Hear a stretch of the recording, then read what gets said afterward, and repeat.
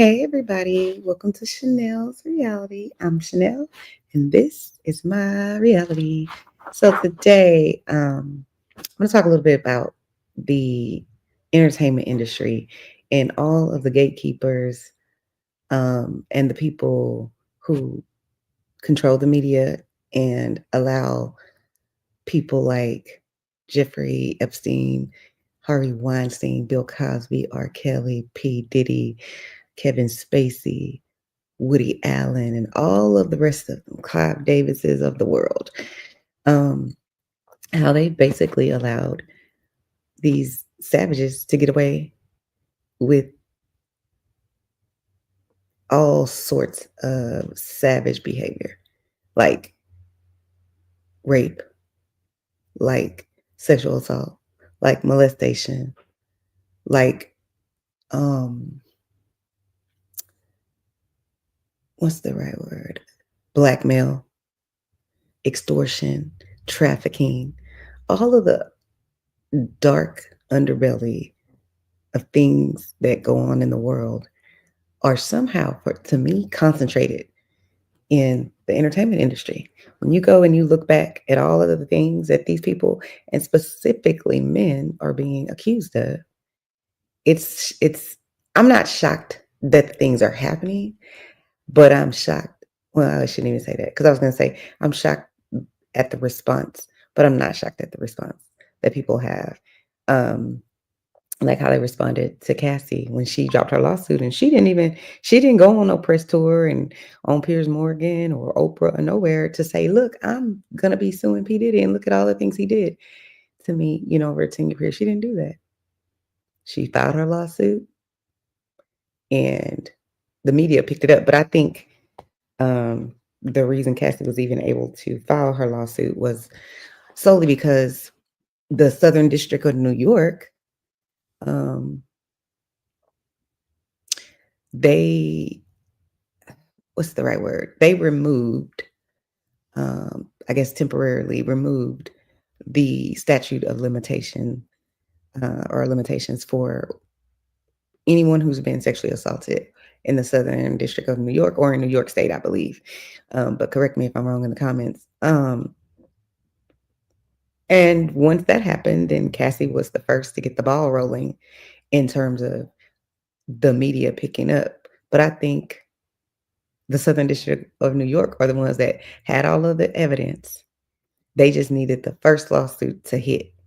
Once that happened, they knew that people would be in an uproar and it would be, they knew exactly what someone like P. Diddy would do, which is when you're a sociopath or a psychopath or a narcissist, you can't have the rest of the world knowing that you're a savage.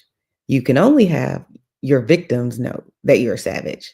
So whenever um, Cassie dropped that lawsuit, the Southern District of New York knew this man is going to act exactly like we expect, which is I'm going to wait a few weeks. And then once I wait, I'm going to say, oh my God, these people are trying to ruin my life and my circumstances and, ruin my reputation and da da da da da. No, no one's trying to ruin your life or your reputation. You ruined your life and you ruined your reputation. We don't have anything to do with that. And let me start off by saying this as well. What Diddy has done, what The Dream has done, what R. Kelly has done, Bill Cosby and all the others, the ones, The Dream and whomever, who have been savages and raping and sexually trafficking and drugging women and men and children and whomever else, that don't have nothing to do with them being Black. It doesn't have anything to do with them being wealthy. It doesn't have anything to do with um, them being above average. It doesn't have anything to do with Black people or Black culture or hip hop or R&B. So I really wish people would stop it, like knock it all the way the fuck off. That is not what this is about. This is about, and it's not about the takedown of a Black man, especially a rich one. It's about the takedown of savages, people who have been getting away with being savages, sexual deviants for hundreds of years, thousands of years. They've been able to get away with it. And now their time's up. That's what Cat Williams said. Cat Williams said, "Your time is up. I don't care if you Diddy or TD Jakes or any of them." That's what Cat said, and here we are. But yeah, Diddy did the absolute predictable thing, and they all do. That wasn't me. I just wanna, these people are lying on me because I didn't wanna give into their wants and needs of, being exclusively in a relationship with them, or, I didn't wanna give them the music career they thought they would have, or, I didn't, um want to give them more gifts, or, they just really want to blackmail me into giving them money. It's like, knock it the fuck off. But that's what they all say. And then the toxic conditioned people on this planet will buy right into it immediately. Immediately. They're like, well, they got 1,000 questions for the victims. Why were you wearing that? What were you doing there that late at night? Where were your parents? Why did you stay? Why didn't you go? She wanted it. Why did you wait all this time to tell us? On and on and on. Because those same people have 0 questions for the perpetrator. Their statement to the perpetrator and to the world is, "We're gonna have to wait and see." We are. We're gonna have to wait and see, what let the legal system take care of it. But you don't give the victim that same liberty. No, you wanna know now. You wanna know right now. Okay? Why did you do this, that, and the third? But they don't ask the perpetrators that. Don't. Why did you do this to her? Why are there 40 women accusing you of sexual assault? They never ask the perpetrators that. Go back in your history and think about it. When have you ever seen that happen? You've never seen that happen where people want to bash and question the perpetrator within an inch of their life. Nope. That's what they do to the victims. They want to shame them and blame them and do everything else. But the perpetrators, we got to protect them. Can you believe? Think about it. They said that there's a statute of limitations in all the different states for sexual assault. Why would you need the statute to protect the perpetrator? We know that the perpetrators are men. That's why you have a Violence Against Women Act. They don't have a Violence Against Men Act. Be clear. They don't. And they never will. Because women are not the primary people who are harming and being violent towards their sexual intimate partner. Men are. It's just a fact. Go look at the statistics. It's just a fact. Women are not the kingpins of these trafficking agencies and stuff like that. They're not. It's the men. And if you don't believe that there is a collective unconsciousness in our world that whenever a sexual assault is happening, men are to blame, typically. If they weren't, why do we all know that there would be no successful male owned and male run, male staffed only daycares? Why aren't there any? Daycares are very lucrative business. I know a couple of people who own a few daycares. It's very lucrative. Very, very lucrative. And guess what? It is a business that is never going out of business. Because why? People are gonna always have babies. You taking your baby over there to the all men, all male staffed daycare? Dropping them off and leaving them over there? You're not. And it's never gonna happen. And why do I know that? Because we all have a collective unconsciousness, all of us, men and women across the world, that there is no way in hell I'm going to leave my child in the hands of a daycare full of men. That is never going to happen. It has never happened. It isn't happening now, and it ain't going to happen later. So I wish people would wake the fuck up. But I want to start out because this topic is going to be heavy. So I want to start out with a little bit of comedy. Some Cat Williams I found that I thought was funny. So we'll start there and then we'll go down the little um, tragedy or tragic path of sexual assault. And again, everything on my channel is alleged, in my opinion, and for entertainment purposes only. So don't come at my head. But I do believe all victims, and it ain't changing over here. Period, point blank, end of story. At least if you in the ATL and a nigga doing drugs in the ATL, the nigga at least excuse himself, go to the bathroom or some shit. Niggas in Hollywood just do the drugs right in front of you and act like ain't shit happened. You in the middle of a goddamn meeting. Yeah, so what we're gonna do is we're gonna do the movie with you, and then we're gonna go back.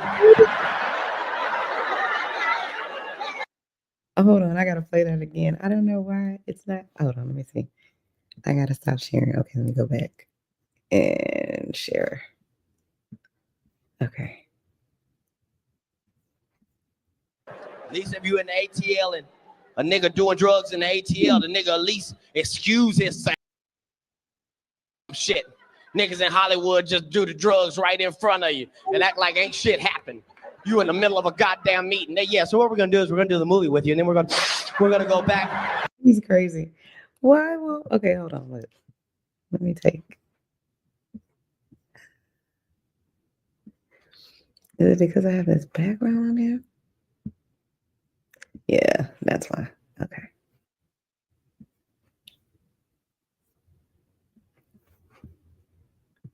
All right, let's start again. At least if you in the ATL and a nigga doing drugs in the ATL, the nigga at least excuse himself, go to the bathroom or some shit. Niggas in Hollywood just do the drugs right in front of you and act like ain't shit happened. You in the middle of a goddamn meeting. Yeah, so what we're gonna do is we're gonna do the movie with you, and then we're gonna go back.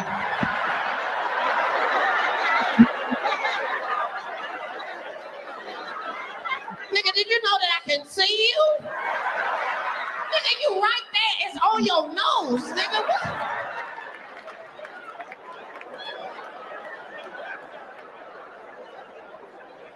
What? Motherfuckers be gay in Hollywood, you never fucking expected. They be having these big ass mansion parties, and the mansion party, the whole mansion is a party, and then it's a separate party in the little rooms. I ain't been famous that goddamn long. I'm excited than a motherfucker to be at the mansion party. You be looking in all the goddamn rooms, and you fuck around and look in the wrong room and shit.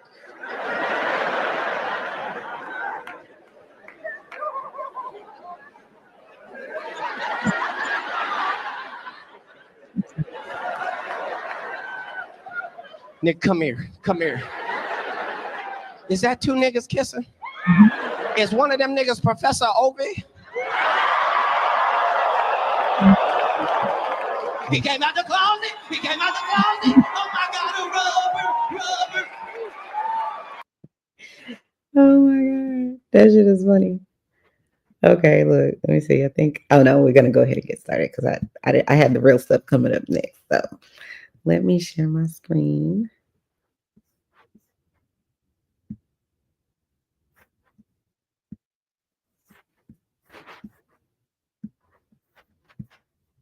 Television network during the peak of its success and popularity. What if I told you that there was also a convicted pedophile managing the children that were often cast on the network's shows? What if I told you that many of the underage girls were forced to kiss men over the age of 18 on camera? And then what if you found out that multiple of these young victims grew up and were caught performing inappropriate sexual acts with children themselves, repeating the cycle of abuse? These are not rumors. These are facts. When you combine these facts with the realization that many of the jokes, physical comedy, outfits, and even random pieces of the set were sexual innuendos, at some point you'd start to eliminate the possibility of this being a coincidence and start thinking this was all by design. Today I'm going to break down exactly how a powerful network of executives separated child actors from their families, have their actors depend on them for emotional support, then abuse their power to overwork these children, rake in billions in profits, silence anyone who dared to speak out, and then bragged about it in front of the whole world. And just like most organized crime operations,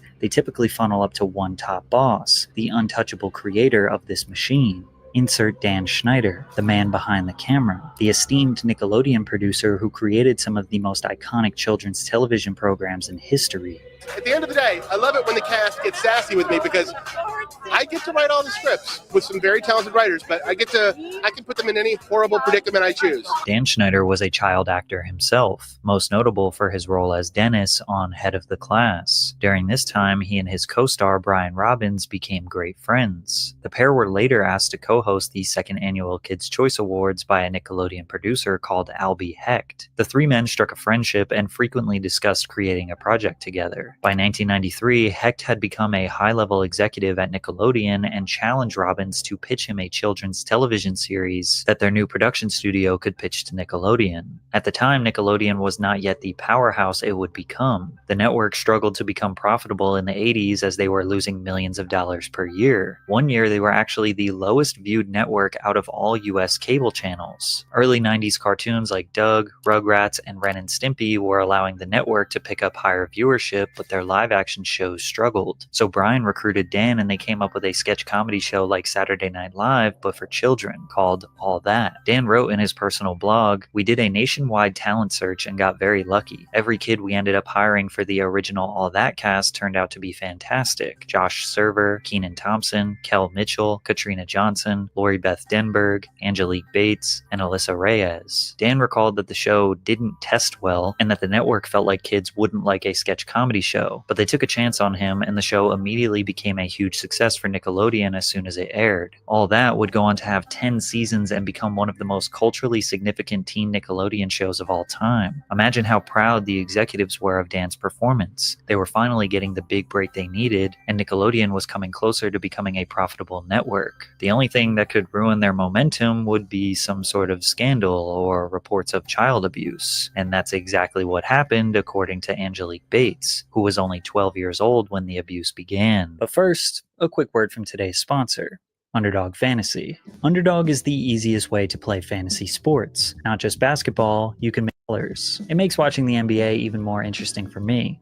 So rep your team and make your own picks with Underdog. From 1992 to 1996, I was a series regular on Nickelodeon's All That. I was only 12 years old, and that's when my nightmare began. I was physically, mentally, emotionally abused in front of the producers and cast members, and sometimes they could even hear me yelling. But nothing was done to help me until approximately 1996 when CPS was called. And when CPS came, I was pressured by all the adults that were set to protect me to stay silent. I did, and I have. But I can no longer stay silent, and I won't. My name is Angelique Bates, and I am an adult survivor of child abuse, and this is my story. Angelique is the first known survivor who has spoken up against Nickelodeon's corrupt practices, and her story is extremely important because it also highlights the parents' involvement in such abuse. Angelique recalls Nickelodeon producers being upset that her mom was constantly supervising her. They started having a bullseye for her was that she was one of the parents that was not going to leave me unattended on set because by law, parents are supposed to be there. So they didn't like that fact that she wouldn't leave me. Some parents would leave their kids unsupervised while they work. They trusted the producers and did not want to interfere with their child's opportunity to build a career for themselves. Angelique's mother was not like that, and she even recalled a time where someone made a sexual advance towards her and her mother threatened to sue the network. Unfortunately, Angelique's mother was also physically and emotionally abusive towards her, so she wasn't safe on set or at home. The double-edged sword with my mom's beating my ass, but then she's like protecting me from Nickelodeon all at the same time.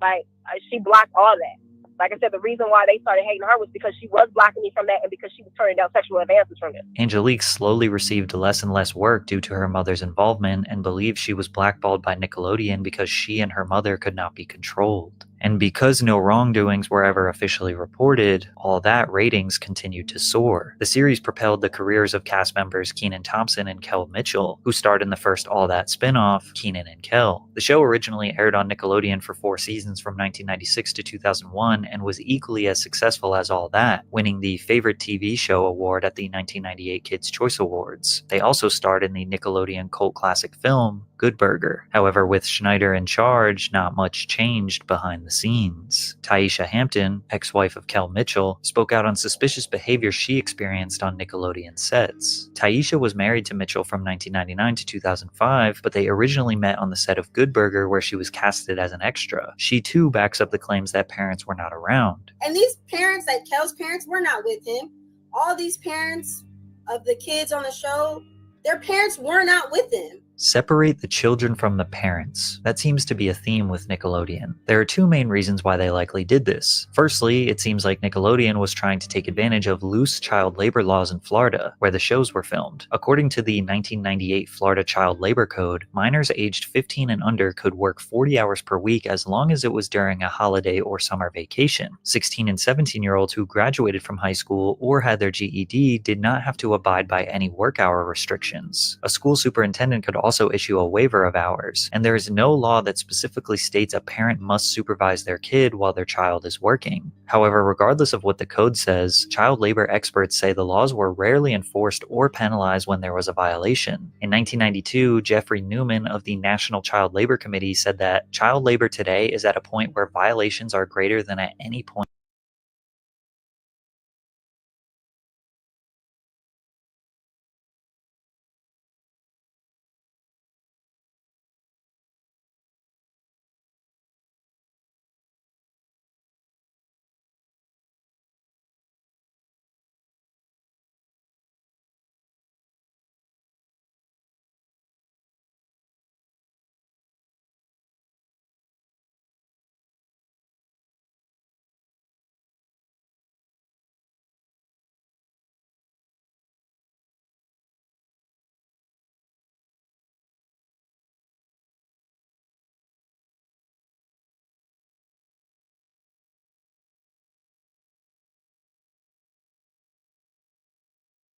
during the 1930s. One report found that the average business could expect to be inspected once every 50 years or so. Inspectors spend only about 5% of their time looking into child labor problems. Businesses across the entire nation were taking advantage of loose child labor laws in the 90s. Do you think Nickelodeon was any different? Children are more susceptible to exploitation and abuse in the workplace due to their vulnerability and lack of bargaining power. Think of how easy it would be for a TV producer to torment and gaslight a young actor if they weren't getting their lines right or performing to the producer's standards. But if their parents were there on set witnessing their child get scolded, they might cause a fuss. Producers want as little friction as possible, so it's not crazy to think that they probably cast talent with parents who stay out of their way. But once they do get the parents out of the way, what do they do with the kids? Because we would get into clubs and we were young, like 16, 17 years old. We'd be in clubs.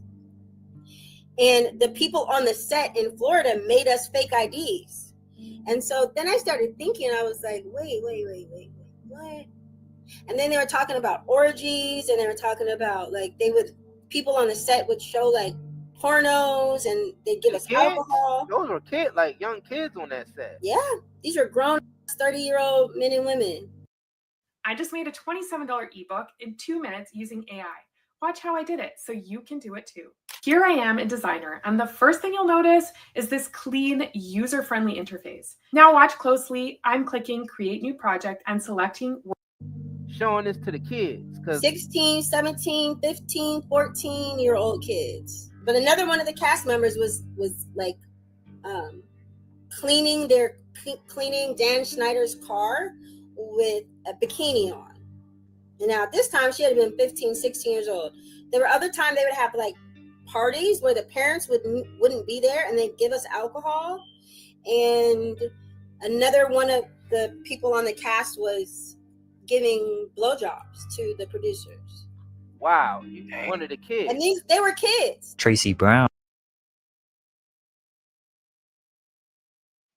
Savages, savages, savages, savages, savages. This is why you got to believe victims. Because these people are doing it in front of other people. And from what I could tell in the lawsuits against Diddy, so was he. He was doing it in front of other people. They watching. And what Cat Williams say? They don't even excuse themselves. They just the white powder right on up their nose and keep pushing. And Cat is like, we can see you. But yeah, this is so savage and sad.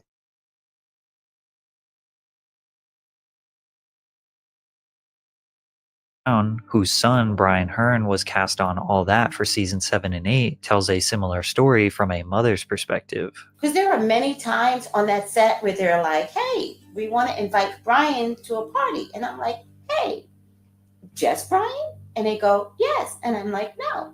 And they don't like moms that take control of their child. But I had heard things. So guess what? You don't need to like me.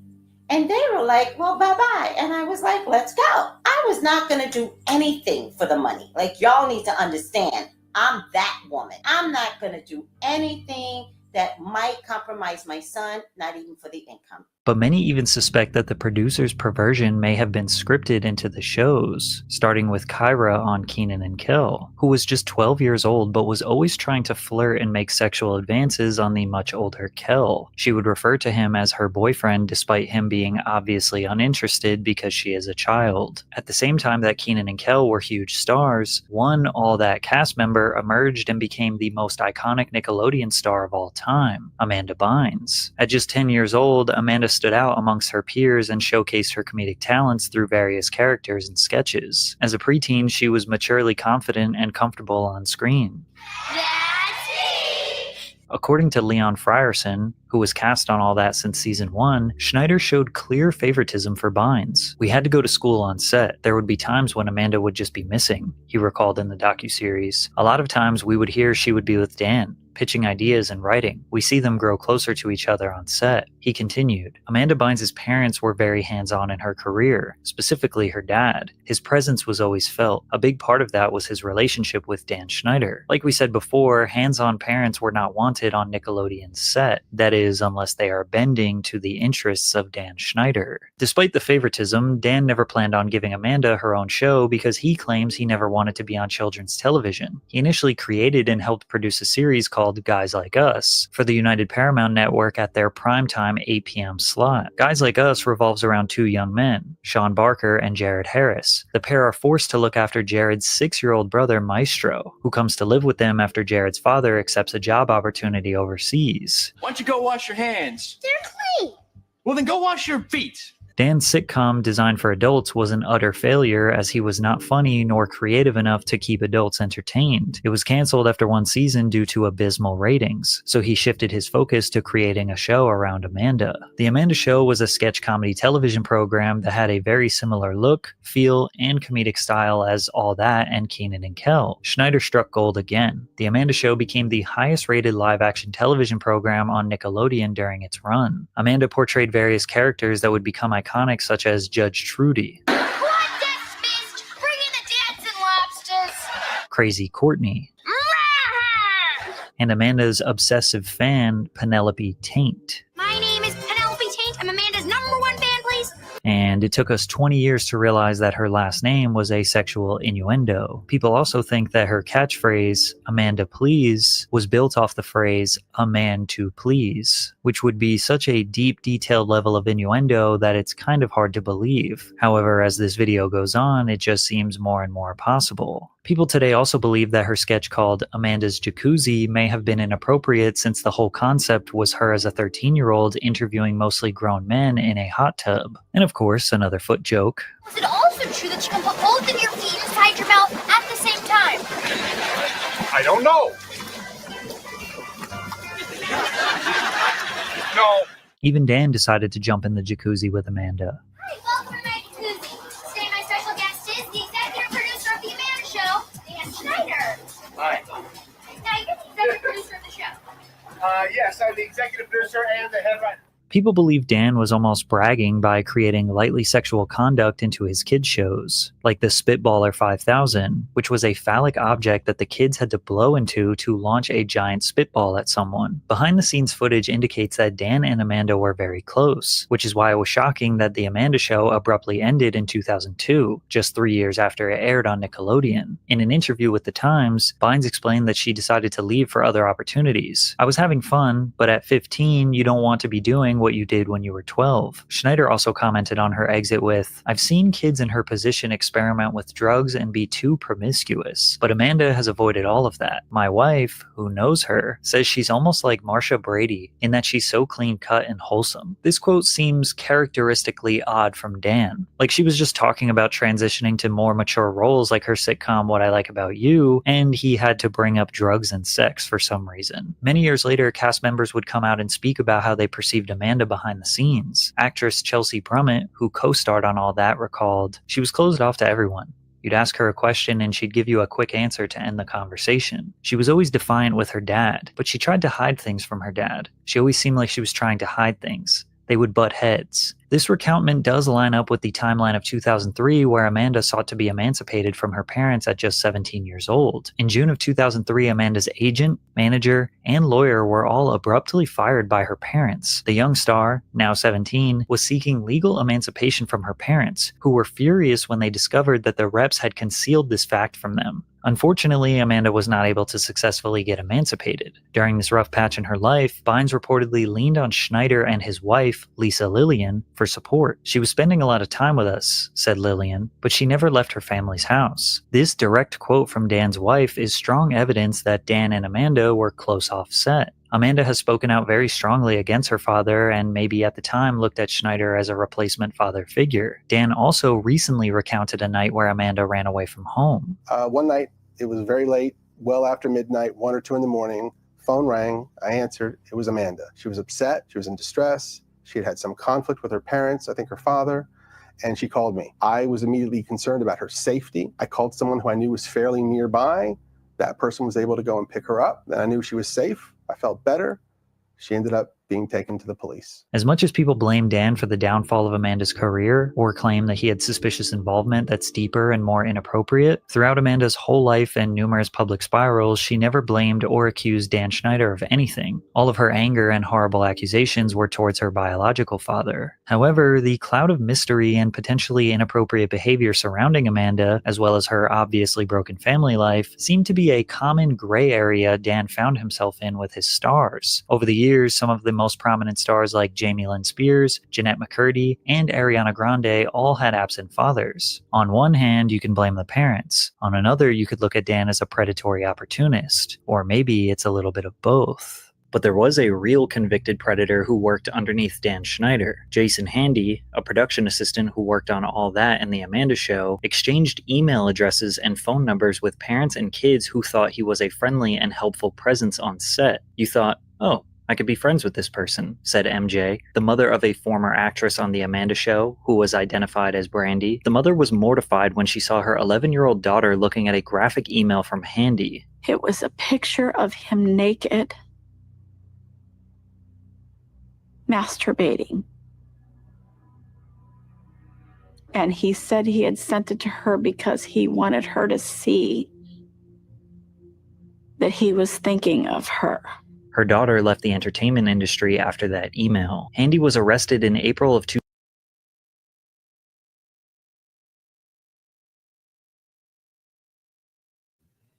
See what I mean? These savages getting away with this craziness. He gets to, why on earth would you think you can send a naked photo of yourself to an 11-year-old and then try to manipulate her talking about that you sent this because you were thinking of her? I have no words. I can't with these idiots.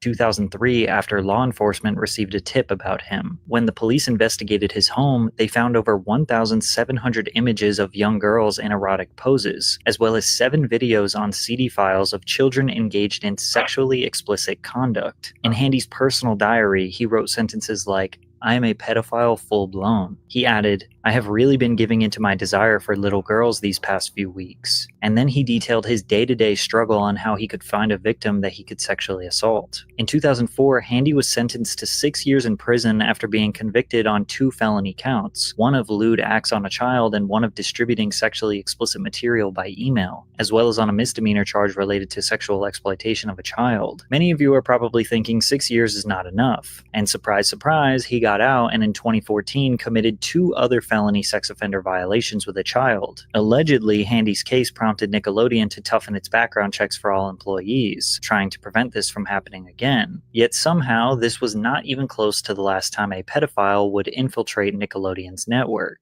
Actor Drake Bell formed a bond with the dialogue coach Brian Peck during the 2nd season of The Amanda Show. Peck, who has no relation to Drake's co-star Josh Peck, would invite Drake to his house for acting lessons. These lessons were supervised by Drake's father, Joe, who was told that Brian Peck was a skilled coach who would help Drake secure more acting opportunities. However, over time, Joe became uncomfortable with their relationship. And unfortunately, I started seeing Brian, start to just hang around Drake too much. And it didn't set well with me. Drake would be in the dressing room or something, and in would pop Brian, and just touch Drake. You know, do things that, wait a second, what are you doing? Drake can put that on himself.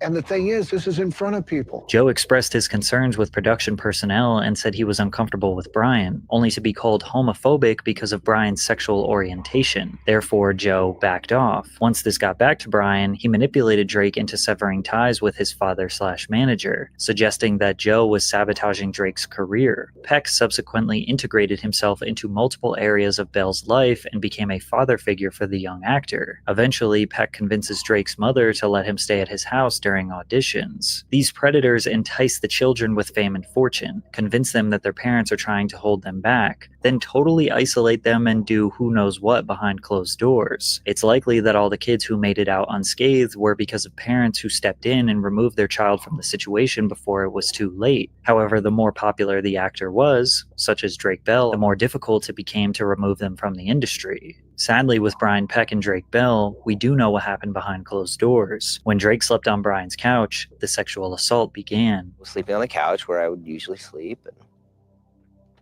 I woke up to him. I just opened my eyes. I woke up and he was sexually assaulting me. Why don't you think of the worst stuff that someone can do to somebody as a sexual assault? And that'll answer your question. Drake wouldn't tell anyone for several months. The abuse persisted until Drake began spending more time at a girlfriend's house. One day, when he was supposed to meet with Brian, Drake said he did not want to hang out. Brian then started calling his phone nonstop. When Drake failed to answer, Brian obsessively started calling his girlfriend's house, which is when the girlfriend's mother suspected something was wrong and took Drake to her family therapist. He later detailed the abuse to his own mother, who called the police. I had to be excruciatingly detailed about every single thing and time that it had happened with two absolute strangers. The worst part was I had to make a phone call to Brian and get him to admit to what he'd done. The police monitored a wired phone call with Brian, who broke into a full-on confession that led to his arrest. The investigation was conducted privately, and Bell remained unidentified to the public for several years due to his age at that time. Drake did tell Dan Schneider about this situation right before the trial.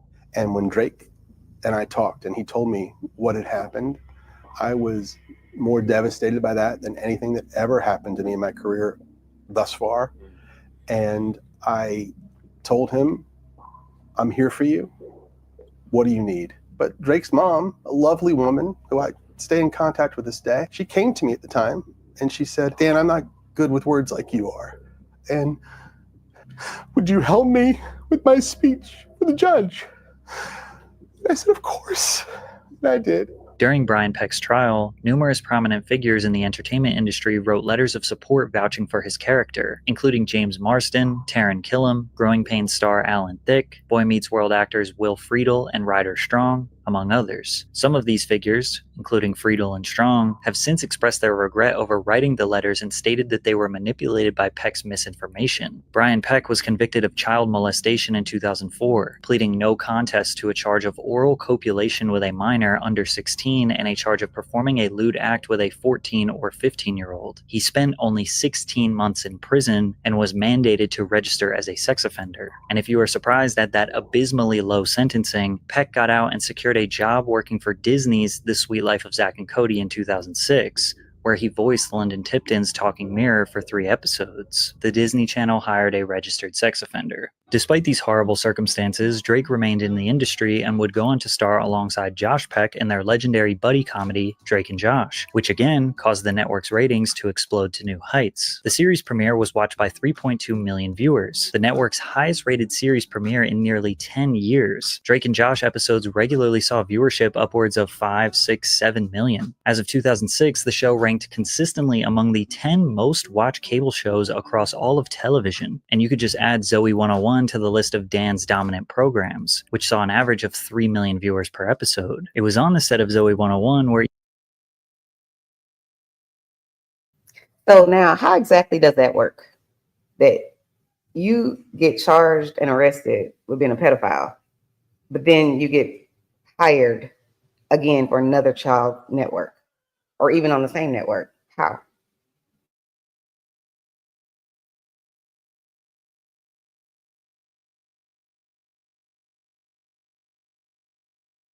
Even more photos emerged of Dan getting a little too comfortable with the cast, particularly Erin Sanders, who was merely a child being held and coddled on Dan's lap. You can also see this photo where Dan's hand is resting on the child's lower back. Zoey 101 also had 34 different kissing scenes across its 4 seasons. While this may not seem that strange for a teen drama show, it did often lead to underage female actresses kissing over 18-year-old males. Brando Eaton was 20 years old and Victoria Justice was 14. Victoria at this time also had to kiss Jaron Vosberg, who was 18. And get this, 12-year-old Jamie Lynn Spears had to kiss 22-year-old Justin Timberlake on the set of All That, and Justin dated Britney Spears, which is Jamie's sister, 3 years earlier. Also, this Zoey 101 scene resurfaced recently, and many believe it to be a sexual innuendo. Spears' co-star, Alexa Nikolas, recalled Dan making a crew member squirt the syringe of goo at Spears over and over again. It's also important to remember that all of the information that you now know from this video was totally unknown by the public at the time. All the allegations and predatory behavior was all silenced before they could ever reach headlines. Barely any media outlets were reporting on why pedophiles were allowed to work on set. Survivors were scared to speak their truth, and even if they wanted to, they would have to go through a publicist or rely on a potentially corrupt media outlet to tell their story the right way. All anyone saw was the final product on television, so we assumed everything was consensual and safe and approved.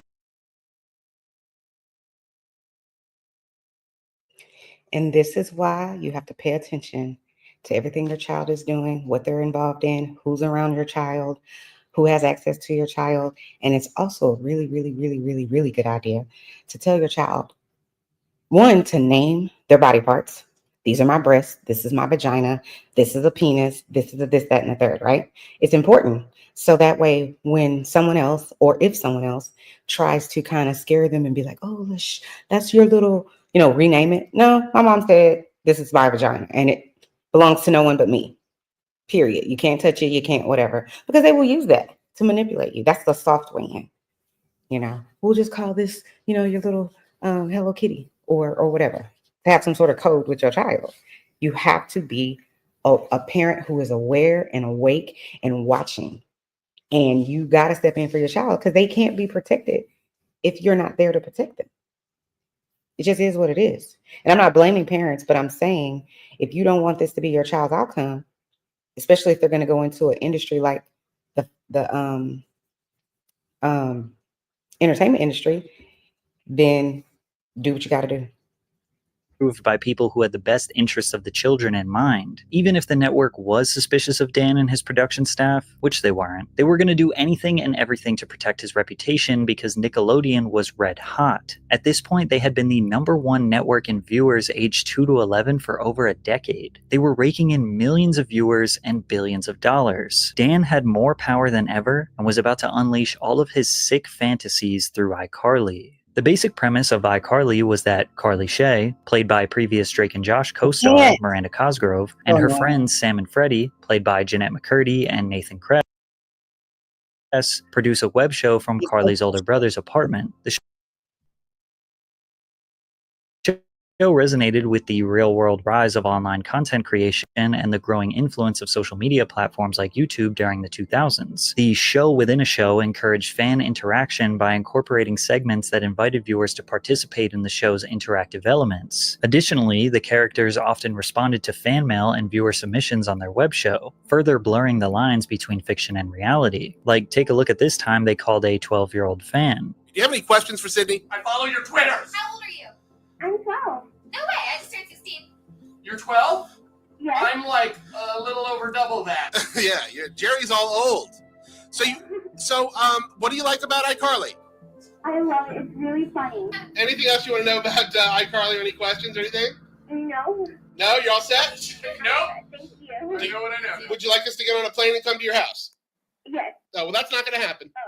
Oh, okay. Okay. Dan himself often communicated directly with fans on his blog, danwarp.blogspot.com, where he gave behind-the-scenes information and did Q&As. He also started giving tons of behind-the-scenes clips to his Dan Warp YouTube channel, giving us insight on the cast's uncomfortability around him. What? It wouldn't be a video from iCarly if I didn't do this to you. I don't know. Oh, yeah. What are you doing? I don't know. What's going on? What are you wearing today? Who did your outfit? I did I've had too much caffeine. Don't do anything with this footage. Please, it's so lame. Did you know that the average adult American male has 18 hairs on each of his toes? This is what happens when it gets late. Yeah, seriously. Let us go home, Dan. We would be home if you had gotten some of your lines right earlier in the day, right? Am I right? Yeah. Oh, yeah. Who's embarrassed now? Who's embarrassed? No. What are you doing? I'm scared. Jeanette, Susie May Page wants to know. Maybe. Yeah, if you could fill a pool with "Get Out of Here." Sorry. Wants to know if you could fill a pool with anything you like and swim in it. What would it be and why? Confetti, because it's a celebration in the pool. Okay, that makes no sense. Okay. Miranda, Pineapple juice. what? I didn't ask the question. Oh, sorry. Well, I heard. I was thinking this whole time. Okay, the question is, if you wanted me to hit you with a bottle of something, what would it be? Pineapple juice? Okay, here comes. This is why. See, that's what I'm saying. Savage. It's this savage demon hiding in plain sight. But let's keep going.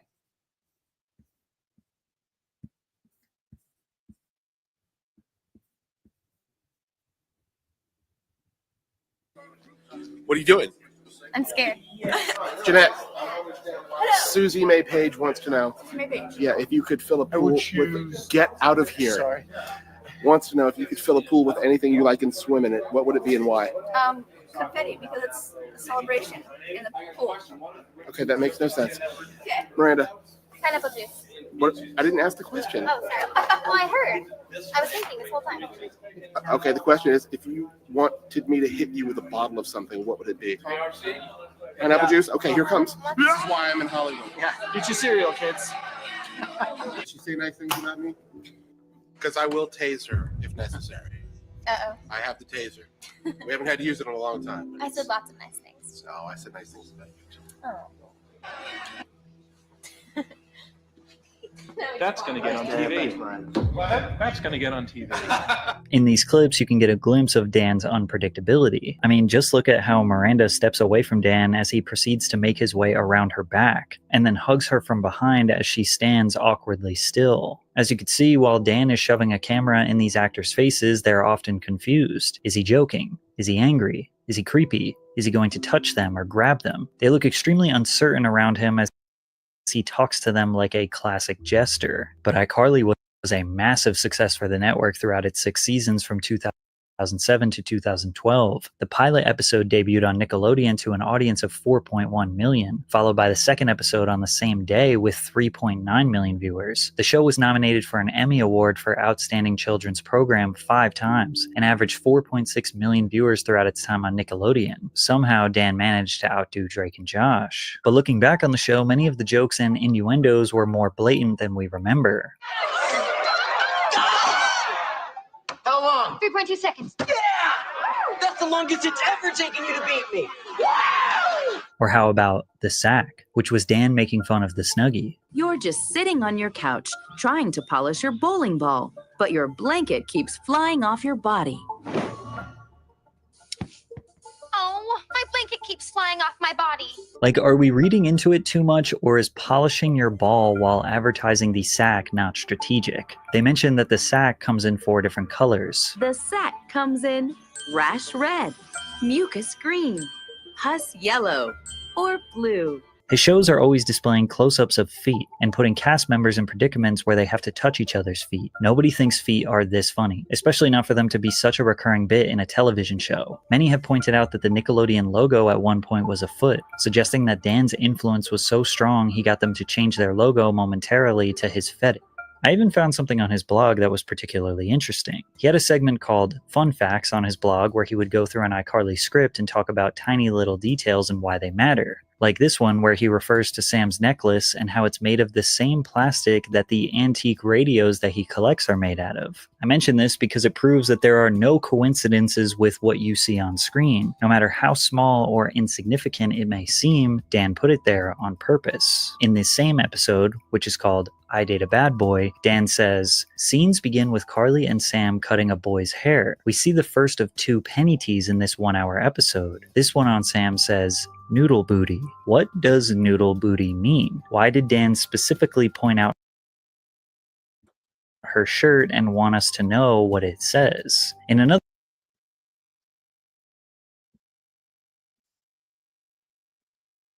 blog.